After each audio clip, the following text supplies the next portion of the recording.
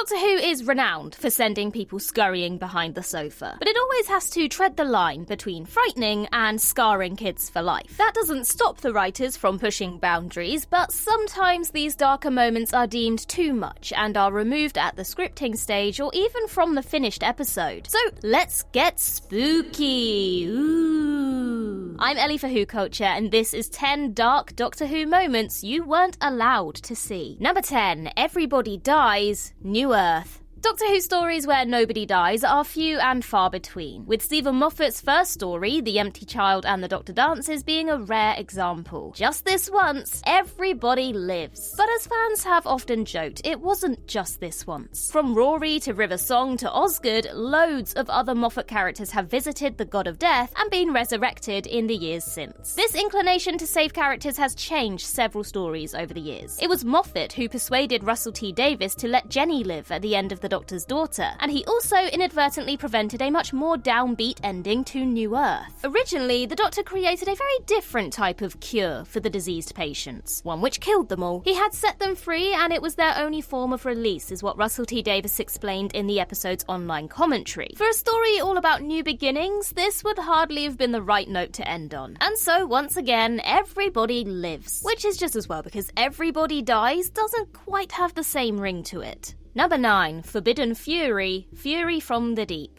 These days, fans can watch a new episode of Doctor Who as soon as it's released, whatever country they live in, and the version that appears on BBC iPlayer is the same as the one that appears on Disney+. But as you can probably imagine, this wasn't always the case. When classic series stories were sold abroad, broadcasters were free to cut material at their own discretion, so overseas viewers could end up watching a slightly different version of an episode to viewers in the UK. When 1968's Fury from the Deep was screened in Australia, censors removed some of the story's scariest scenes, including the sequence in episode 2 where Maggie Harris is attacked by Mr. Oak and Mr. Quill. It's a pretty disturbing moment, with the quietly menacing Oak and Quill creeping up on Maggie and effectively suffocating her. But if you watch Fury from the Deep in Australia, you wouldn't have seen it. All copies of the serial, including this one, were eventually junked. But ironically, because this scene was physically cut from the Australian film print, it's one of the only parts of the story that survives today.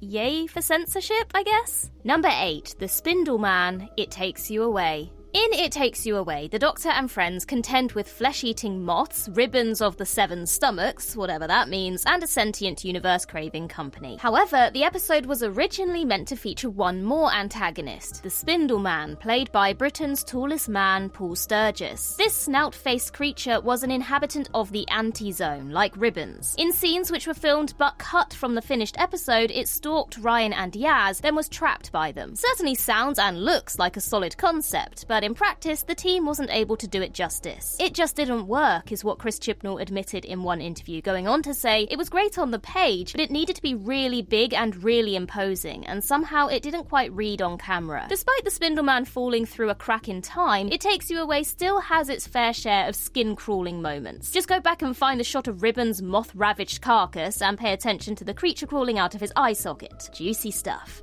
Number 7, Tera, Gridlock. Returning enemies in the early years of New Who included the Autons, the Daleks, the Cybermen, the Master, and the Macra. Previously seen in the now missing 1967 serial The Tera, these creepy crustaceans weren't exactly an obvious choice for a return. Russell T Davies only brought them back because he wanted Gridlock to feature crab-like creatures, and there just so happened to be a suitable candidate in the show's back catalogue. The combination of a limited CGI budget and Gridlock not needing to focus on the monster means that the Macra end up literally blending into the background. However, they were originally set to have a more prominent role. RTD's early outline explored other parts of New York besides the motorway, with fully grown adult Macra lurking in the oceans. Also cut from the episode was the gruesome concept of insect-like baby Macra devouring drivers unfortunate enough to use the fast lane. It's one of those ideas that was simply too expensive to make a reality, which for anyone who doesn't like creepy crawlies was probably for the best. Number 6, Vetoed Violence, the TV movie.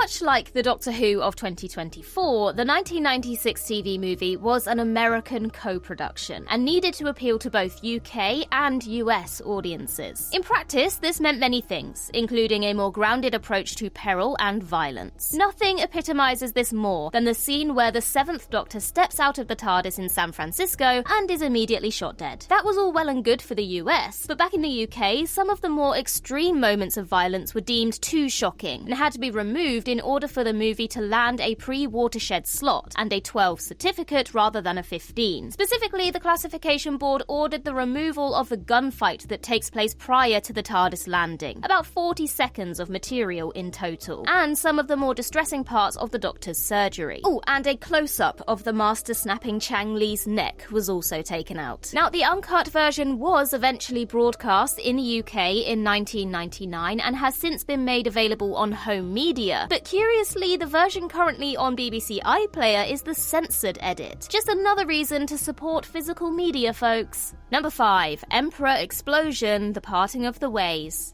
By the end of Series 1's Dalek, the lone pepperpot infused with humanity is something of a tragic figure, so much so that you actually feel sorry for it when it self-destructs. In contrast, the Dalek Emperor is a self-proclaimed god whose downfall is fully deserved, though his off-screen death doesn't give us the satisfaction of watching him die. But as the script for The Parting of the Ways reveals, this wasn't meant to be the case. Had the budget allowed for it, we'd have cut back to the Emperor as its casing divides into particles. This would have been followed by a close-up of the creature inside screaming its rage as it shrivels and turns to dust. Now, it's a real shame this didn't make it to screen, because who doesn't love a good villain death? What's more, all the close-ups of the Emperor were achieved practically, using the puppet originally created for Dalek. So there was potential to do a really cool effects shot with the mutant dissolving in water or deflating like a balloon. Gruesome, yes, but what could have been? Number 4. Nor's Fate, Spyfall.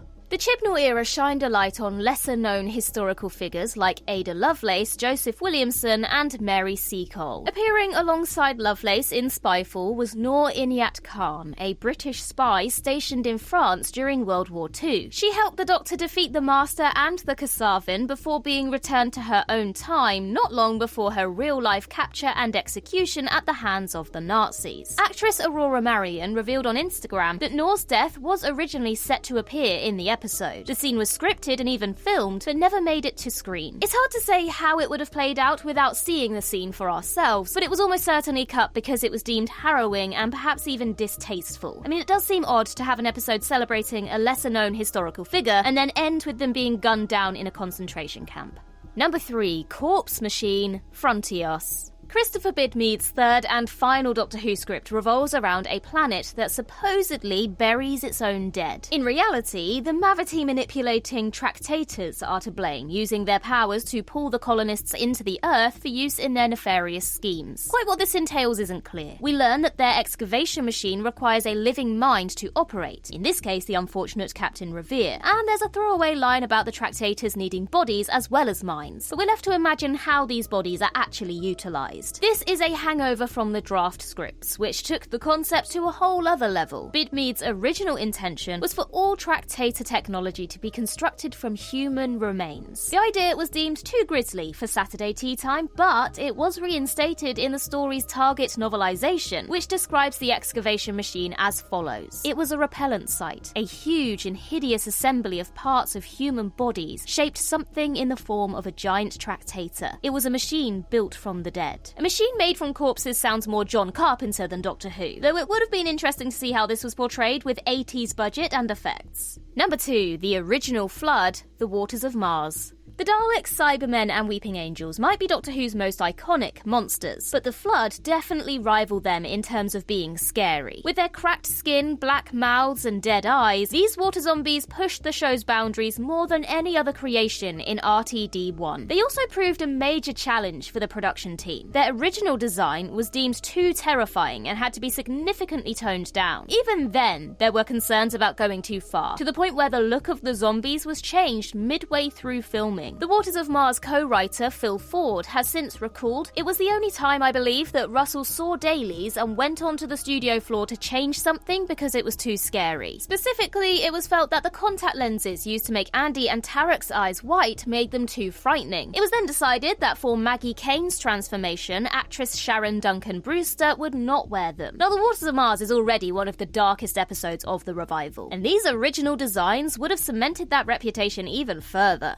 Number 1. Davross's dark backstory, Journey's End. When the Master returned in 2007, he came with a brand new backstory, conveyed in a tantalizing flashback. And a similar thing very nearly happened when Davross returned the following year. Series 4 finale Journey's End originally featured a flashback to the Khaled Thal War, depicting Davross before his life-changing accident. Described in this iteration as a gaunt man in a medic's coat, Davross would have been shown experimenting on wounded soldiers, with one thrashing in agony as he's injected with a syringe. We'd then have witnessed the explosion that changed his life forever. As described in the script, Davross, his head now bald, red, peeling, holding both hands over his face so he can't be seen, he's screaming. This scene was cut early on due to budget constraints, but even if it hadn't been, there's no telling whether a bloody wartime flashback featuring wounded soldiers and Davross's skin peeling off would have made it past the edit. That said, with Julian Bleach now playing a pre-accident version of the character on TV, Russell T Davies could feasibly bring this scene to life in his new era. The entire concept of Dot and Bubble was one he envisioned in 2010, so he's not opposed to revisiting old ideas.